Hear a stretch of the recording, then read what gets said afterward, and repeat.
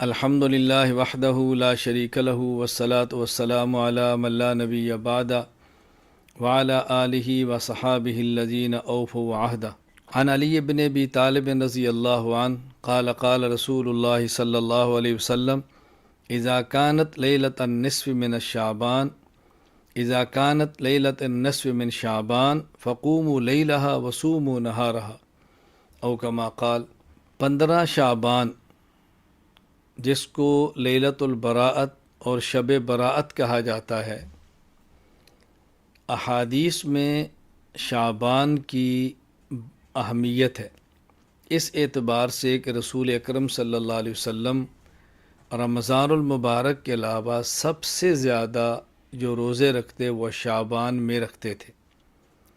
اسی طرح رسول اکرم صلی اللہ علیہ وسلم رجب کا چاند نظر آنے پر دعا جب مانگتے تو شعبان کا ذکر بھی فرماتے، اللہم بارک لنا فی رجب و شعبان و بلغنا رمضان، اور رمضان تک اے اللہ ہمیں پہنچا دے۔ اسی طرح حضور اکرم صلی اللہ علیہ وسلم کا ارشاد ہے، آپ نے فرمایا احسو ہلال شعبان لرمضان، کہ شعبان کا جو چاند ہے اس کو اچھی طرح محفوظ رکھو، اس کا حساب کرو رمضان کے لیے۔ تو چونکہ شعبان رمضان کا مقدمہ ہے، شعبان رمضان کی تمہید ہے، شعبان رمضان المبارک کی تیاری ہے، اس کی خاص اہمیت احادیث کے اندر آئی ہے۔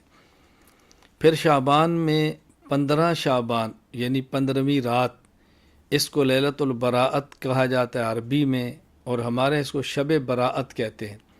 یعنی یہ وہ رات ہے کہ جس میں اللہ تعالیٰ خصوصیت سے توبہ قبول فرماتے ہیں، لوگوں گناہوں کو معاف فرماتے ہیں، اللہ تعالیٰ رحمت عطا فرماتے ہیں اس رات کو۔ اس رات کے بارے میں بطور خاص حضرت علی رضی اللہ تعالیٰ عنہ سے حدیث موجود ہے، جو کہ سنن ابن ماجہ حدیث نمبر 1388۔ اسی طرح امام بہقی کی شعب الایمان جلد 3 صفحہ 378 پر روایت موجود ہے کہ حضرت علی رضی اللہ تعالیٰ عنہ نے فرمایا کہ رسول اکرم صلی اللہ علیہ وسلم نے ارشاد فرمایا، اذا کانت لیلۃ النصف من شعبان، جب شعبان کی درمیانی آدھے شعبان کی بات رات ہو یعنی 15ویں شب، فقوموا لیلہا، تو اس رات کو قیام کرو، وصوموا نہارہا، اور دن کا روزہ رکھو۔ تو 15 شعبان رات کی عبادت اور دن کا روزہ یہ مستحب ہے، رکھنا چاہیے، نہ سنت مؤکدہ ہے، نہ واجب ہے، نہ فرض ہے۔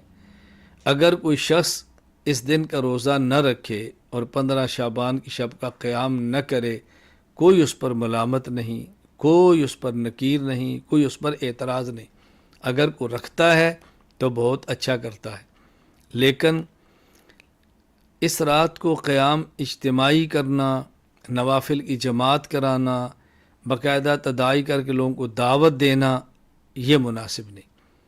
اسی طرح باقاعدہ شعبان کے روزے کے لیے رمضان کے روزے کی طرح عمومی سحری کے اعلان کرنا، عمومی افطاری کے اعلان کرنا، سحری افطاری کا اہتمام کرنا، یہ مناسب نہیں۔ یہ عبادت ہے، اجتماعی نہیں، انفرادی ہے، فرض واجب سنت مؤکدہ نہیں، بلکہ زیادہ سے زیادہ مستحب کے درجے میں ہے۔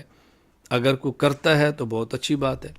ہمارے بہت سارے مشائخ سے اس رات کا قیام بھی ثابت ہے، رات کی اہمیت کے پیش نظر عبادت بھی ثابت ہے۔ اللہ تعالیٰ توفیق عطا فرمائے تو کرنی چاہیے۔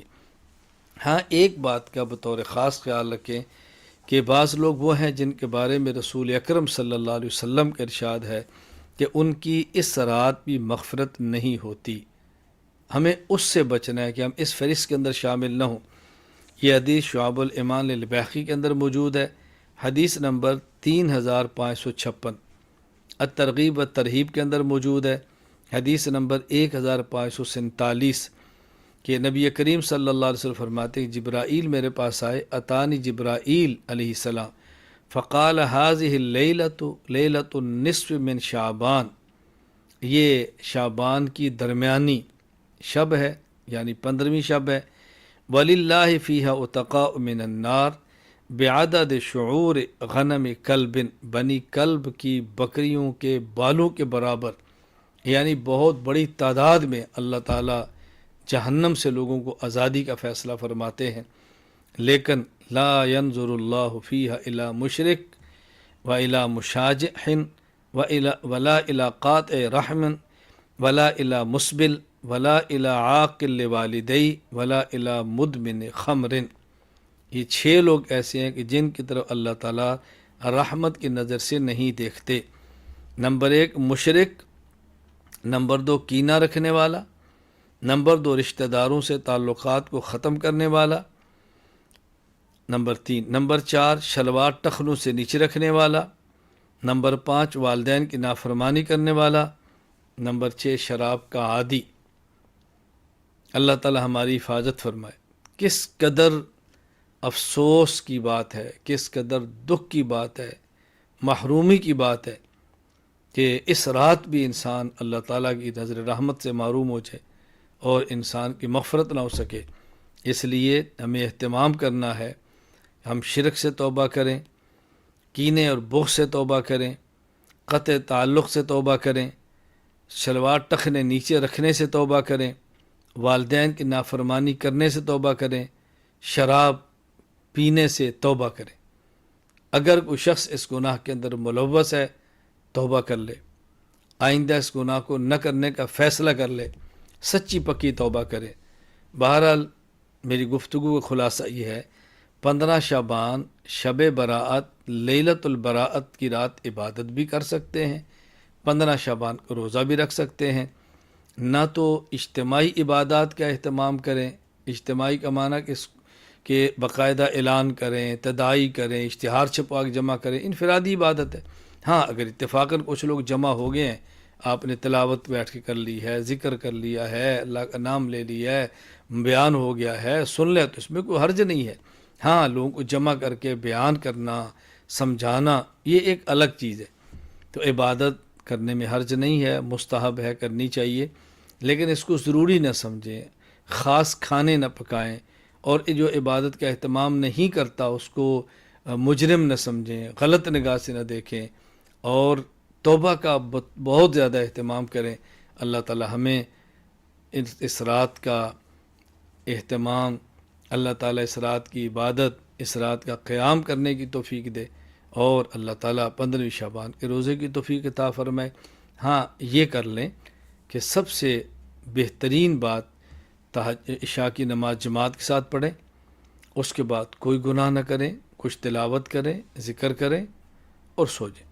صبح اٹھ کے تہجد پڑھیں، پھر وتر پڑھیں، اور یوں فجر کی نماز تک خود کو اعمال کے اندر مشغول رکھیں، جماعت کے ساتھ عشاء کی نماز، جماعت کے ساتھ فجر کی نماز۔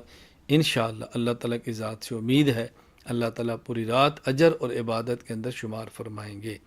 وآخر دعوانا ان الحمد للہ رب العالمین۔